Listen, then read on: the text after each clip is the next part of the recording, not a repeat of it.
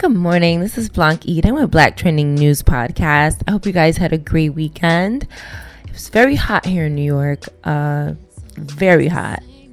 Unbelievably hot. I have not felt heat like that in as long as I could remember. It was just extremely hot. So I'm happy to be talking to you here. I survived it this beautiful Monday morning.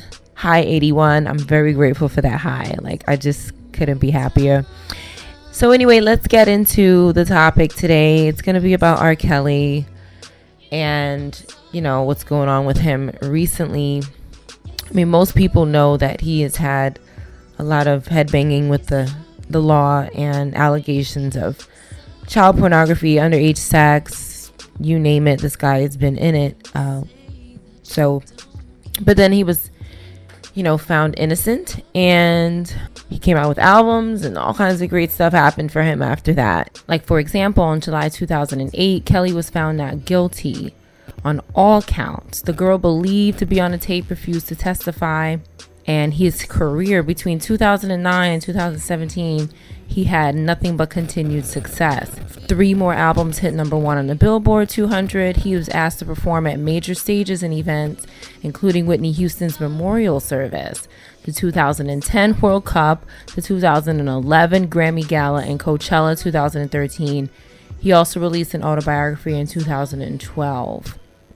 So as of July 16th, a few days ago, Rkelly was expected to appear in federal court in Chicago for an arraignment on new charges filed against him that previous week, all of them stemming from long-standing claims of sexual misconduct or abuse, according to multiple news reports. 2 women who have lived with him for the past few years, Jocelyn Savage and Rkelly, both of whom appeared in Gayle King's CBS special on the singer, which, by the way, was a classic act. I mean, if you didn't catch that, please go catch it. As a matter of fact, I might have to I'm not going to put a clip in it. Just go watch it. I really have to conserve my time, and that's an old piece. So I just want to focus on Rkelly and what's going on him more recently this month. But the 2 girls did appear on there with him, and they seem to be on his side. But I will say this, that, you don't bite the hand that feeds you. So I really feel skeptical taking in their vows, you know what I'm saying? Because they're being housed, fed, obviously they're living a good life according to the latest video that they put out. They're living a good life. So why would they say anything bad? It just doesn't make any sense how their word can be considered in this case, being that they're being taken care of. Yeah. So their quote was, "We are just so thankful for everything that you guys are saying and doing and trying to do to help him." Last week, Rkelly was indicted on multiple federal charges in Chicago and New York. In the latter case, a separate indictment in Brooklyn accuses him of racketeering and sex trafficking. Kelly has been in jail since he's been arrested outside his Trump Tower apartment in Chicago. So according to Variety.com and other news sources, Rkelly is currently in prison. So this is, I guess it's finally starting to happen, as most would say. Because every other time he's just been in and out of court, but never has been reported that he's been locked up. So he's locked up according to news sources.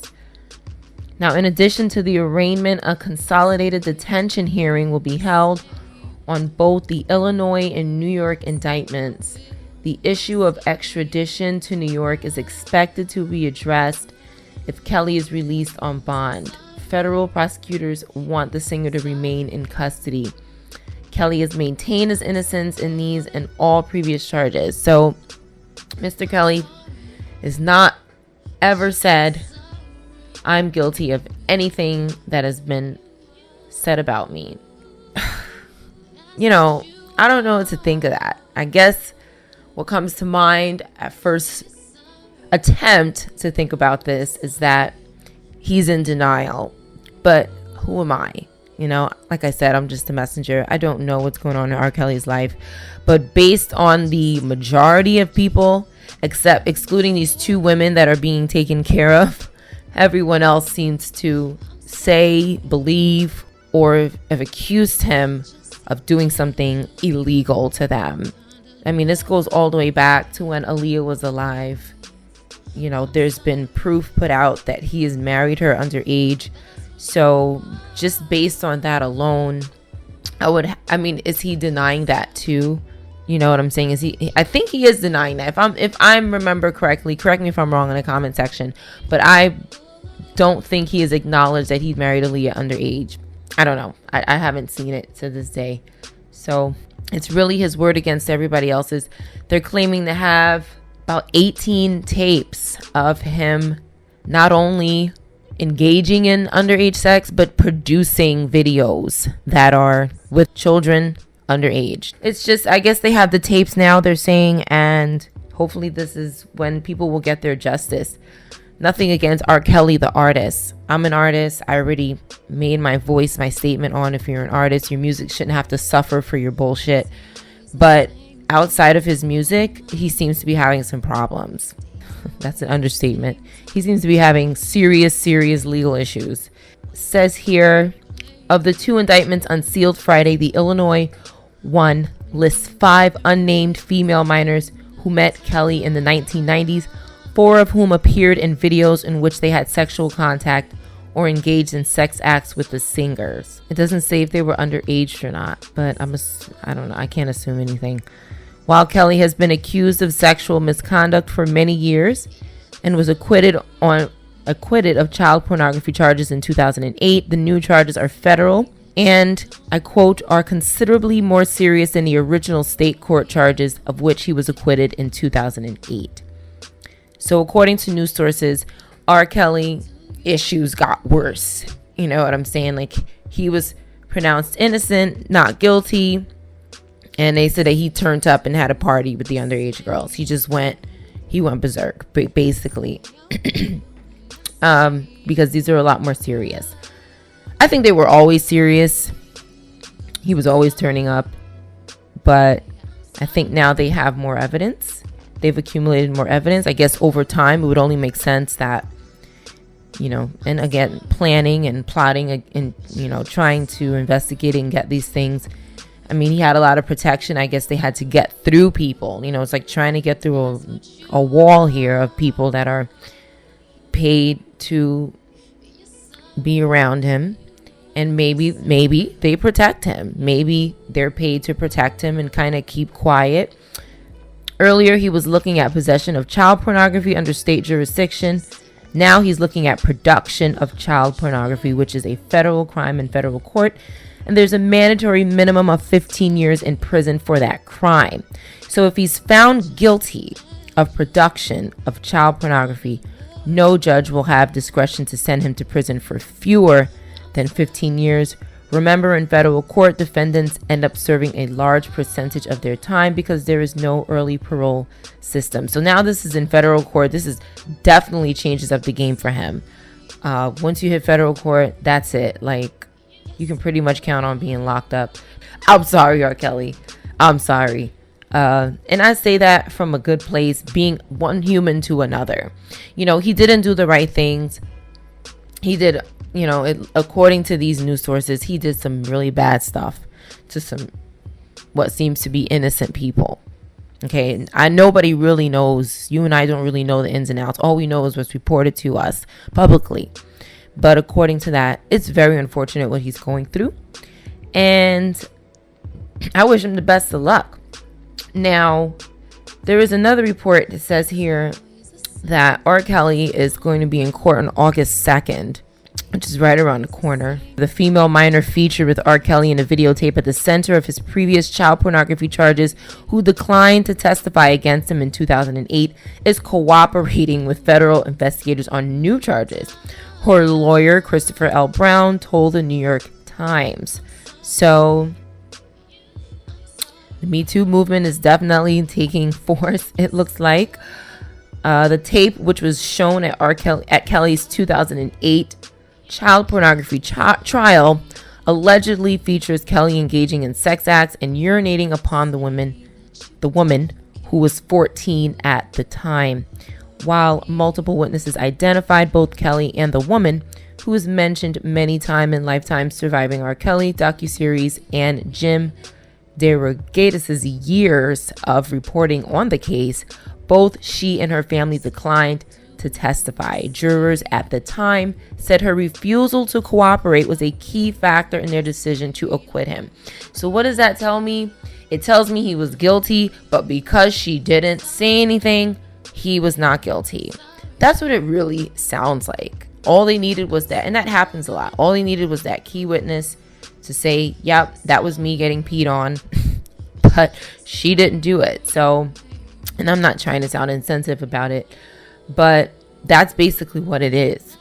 Now, on Tuesday, Kelly was hit Friday with a total of 18 counts of serious sexual misconduct and other charges, was ordered to be held without bond at a hearing in federal court in Chicago. The singer entered a not guilty plea. The multiple current charges against the singer claim that he had victimized 12 women. At least 8 of them were underage at the time. Now, Kelly's former protege, Stephanie Edwards, also known as Sparkle, we know her, she's an R&B singer and obviously very close to Kelly, told Times she was elated at the news. Quote, "I'm beyond pleased to finally hear the mountain I've tirelessly worked on moving over the years is now being assisted with the help of my niece and her parents!" Exclamation point. End quote. She said in a statement, "Of course, I'm in full, unwavering support of them and their act of courage." I'm not even going to get into why her niece. I remember seeing a document. She had been saying that she brought her family around him, and I'm going to myself, why would you bring your family around someone who has been accused of underage? Personally, I think that she's admitted, correct me again in the comment section, that she's admitted to feeling bad for introducing the niece to him. She had some, feelings about that, and that's why she's probably making the statement saying she's very happy about it. But I can't help but think that this was kind of not innocent. This introduction to the niece in R. Kelly was not innocent. That's just how I personally feel. I don't think it's a coincidence that she was 14 and that she met R. Kelly. I just don't. And, I leave it at that again. I'm just a messenger. Attorney Michael Avenatti said earlier this week that Kelly had paid the woman's family $2 million not to testify, a claim Brown refuted. A similar claim is made in the federal indictments against Kelly. So all these things have to be proven. Of course, I would hope that they would have to be proven in court.